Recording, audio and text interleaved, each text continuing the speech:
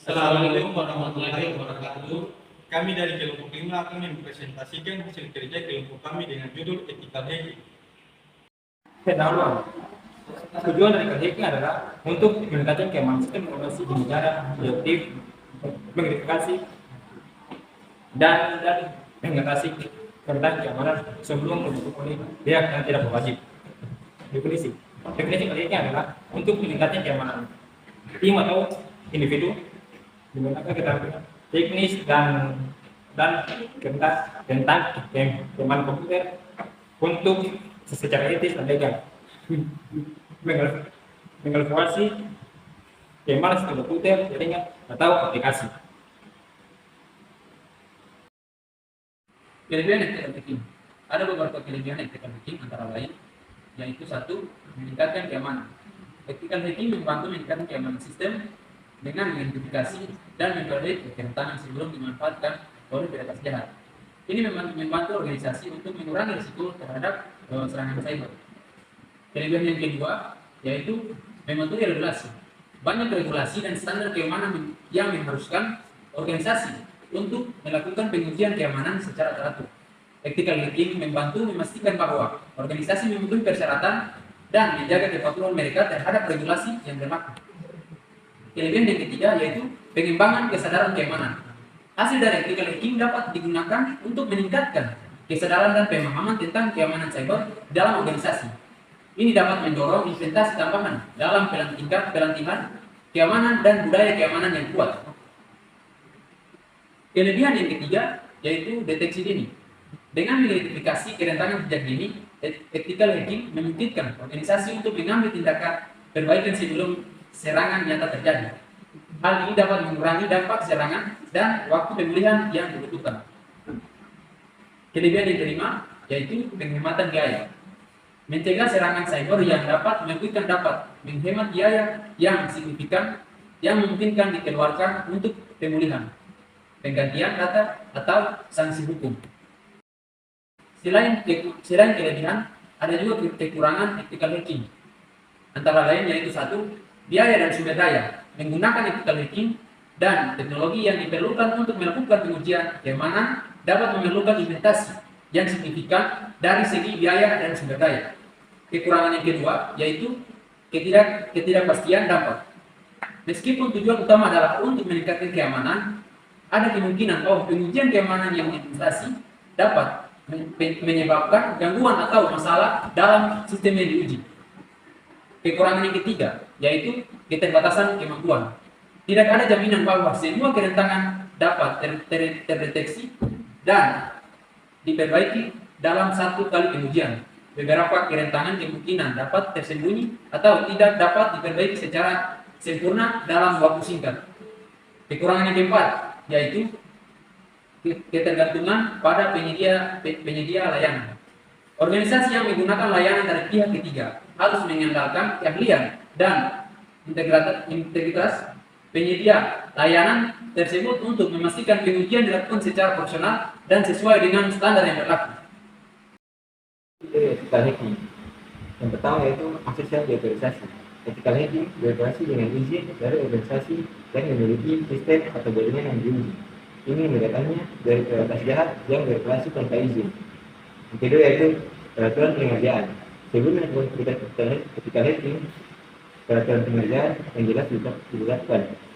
Peraturan ini menguraikan sistem mana yang dapat diuji, metode pengujian yang diizinkan, dan batasan atau kendala lainnya. Yang ketiga yaitu metodologi. Ethical hacking menggunakan berbagai alat dan teknik untuk mensimulasikan serangan dunia nyata. Ini bisa mencakup pemindaian jaringan, pemindaian kerentanan, kecerdasan sandi, dan teknologi sosial. Yang keempat yaitu pelaporan. Setelah kerentanan teridentifikasi, ethical hacking mendokumentasikan temuannya dalam laporan yang detail. Laporan ini biasanya mencakup penjelasan tentang setiap kerentanan, dampak potensialnya, dan rekomendasi untuk mitigasi. Yang kelima yaitu manajemen risiko.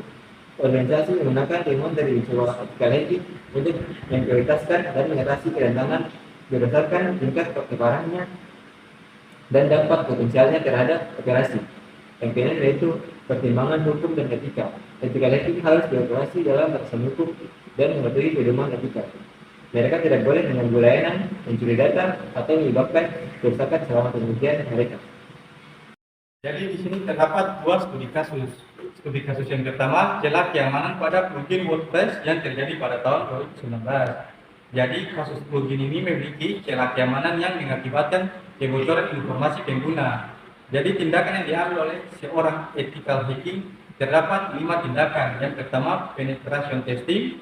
Ethical hacking melakukan serangkaian uji penetrasi pada plugin. Dia memeriksa kode sumber, konfigurasi, dan interaksi plugin dengan sistem WordPress. Tindakan yang kedua, identifikasi kerentanan. Ethical hacking menemukan bahwa plugin tidak memvalidasi input pengguna dengan benar, yang memungkinkan serangan injeksi pada SQL. Tindakan yang ketiga, eksploitasi dengan memanfaatkan kerentanan ini. Ethical hacking berhasil mengakses basis data dan mengambil informasi pengguna. Tindakan keempat, pelaporan. Ethical hacking segera melaporkan temuannya kepada pemilik situs dan memberikan bukti serta rekomendasi perbaikan. Tindakan kelima, dampak. Pemilik situs dapat memperbaiki celah keamanan dan mengamankan data pengguna sebelum terjadi kebocoran yang lebih serius. Studi kasus yang kedua, optimasi keamanan website Badan Kepegawaian dan Pengembangan Sumber Daya Manusia Daerah. Kasus penelitian dilakukan untuk mengukur tingkat keamanan website BKP SDMD dengan menerapkan ethical hacking dan ISSAR. Tindakan yang diambil oleh seorang ethical hacking terdapat 5 tindakan. Yang pertama, analisis keamanan. Ethical hacking memeriksa infrastruktur website, konfigurasi server, dan kode aplikasi. Tindakan yang kedua, temuan. Ethical hacking menemukan beberapa kerentanan, termasuk konfigurasi server yang rentan dan kelemahan dalam kode aplikasi. Tindakan yang ketiga, rekomendasi. Berdasarkan temuan, ethical hacking memberikan rekomendasi perbaikan seperti mengganti konfigurasi server, memperbarui kerangka tunas, dan mengimplementasikan protokol keamanan. Tindakan yang keempat, implementasi perbaikan. Badan Kepegawaian dan Pengembangan Sumber Daya Manusia Daerah mengikuti rekomendasi dan memperkuat keamanan website mereka. Dampak yang kelima, dampak website Badan Kepegawaian dan Pengembangan Sumber Daya Manusia Daerah menjadi lebih aman dan risiko kebocoran. Ya, kesimpulan dari materi ini, hack hacking memiliki peran penting dalam keamanan siber dengan penelitian objektif, verifikasi dan mengatasi kerentanan sebelum dapat dieksploitasi oleh aktor jahat. Ini membantu organisasi perbuatan pertahanan mereka belum menggunakan aset sensitif dari ancaman siber.